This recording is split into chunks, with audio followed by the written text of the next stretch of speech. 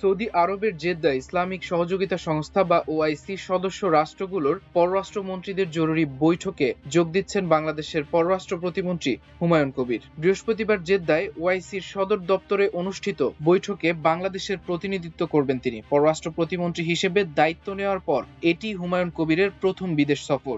আগামী শুক্রবার তার দেশে ফেরার কথা রয়েছে।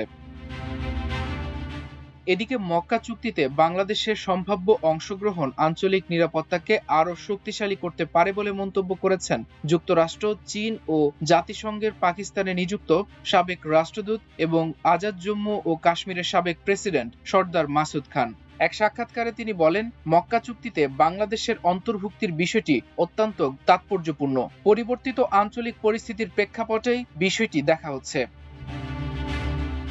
সর্দার মাসুদ খানের মতে, মক্কা চুক্তি একটি উন্মুক্ত ও প্রতিরক্ষামূলক কাঠামো। এর মাধ্যমে নিজেদের সার্বভৌমত্ব ও স্বাধীনতা রক্ষায় আগ্রহী দেশগুলো আরও বেশি নিরাপত্তা ও কৌশলগত সুযোগ পেতে পারে। তিনি বলেন, পাকিস্তান ও বাংলাদেশের মধ্যে ঐতিহাসিক এবং গভীর সাংস্কৃতিক, সামাজিক ও আঞ্চলিক সম্পর্ক রয়েছে। একই সঙ্গে দুই দেশই শান্তি ও স্থিতিশীলতা বজায় রাখা এবং অঞ্চলে একক দেশের আধিপত্য রোধে আগ্রহী। তার ভাষ্য অনুযায়ী মক্কা চুক্তির দরজা স্বেচ্ছায় অন্যান্য মুসলিম দেশগুলোর জন্য খোলা রয়েছে।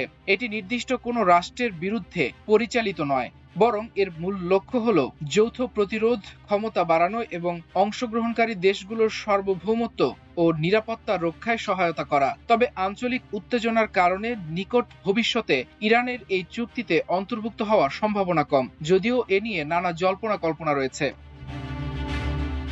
সর্দার মাসুদ খান মনে করেন, ভবিষ্যতে পারস্পরিক আস্থা বাড়লে এবং ইরান ও উপসাগরীয় দেশগুলোর, বিশেষ করে সৌদি আরবের সঙ্গে উত্তেজনা কমলে ইরানও এই আঞ্চলিক নিরাপত্তা কাঠামোর অংশ হতে পারে। বাংলাদেশ ইতোমধ্যে পাকিস্তান, তুরস্ক ও সৌদি আরবের সঙ্গে বেশ কয়েকটি সাধারণ স্বার্থ ভাগ করে নেয়। এর মধ্যে রয়েছে মুসলিম সম্প্রদায়ের সুরক্ষা, ইসলামোফোবিয়া প্রতিরোধ এবং ফিলিস্তিনিদের অধিকারের সমর্থন।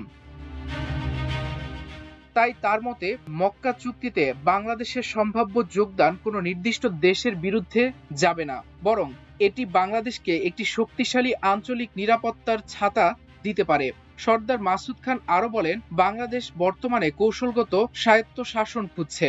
নিজেদের সীমান্ত, অর্থনৈতিক স্বাধীনতা ও জাতীয় স্বার্থ সুরক্ষায় এমন ব্যবস্থার প্রয়োজন রয়েছে। তবে ভারতের সঙ্গে বাংলাদেশের সম্পর্ক বাস্তবসম্মত ও হিসেব নিকেশ করেই বজায় রাখা হবে বলেও তিনি মনে করেন। কারণ স্বাধীন পররাষ্ট্রনীতি অনুসরণ করলেও বিশাল এ প্রতিবেশীর সঙ্গে বাংলাদেশের পক্ষে সম্পূর্ণ দূরত্ব তৈরি করা সম্ভব নয়।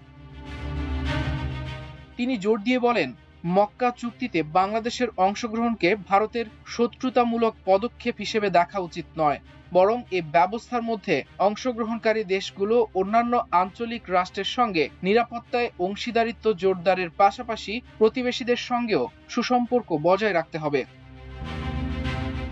মাল্টিমিডিয়া ডেস্ক, আমার দেশ।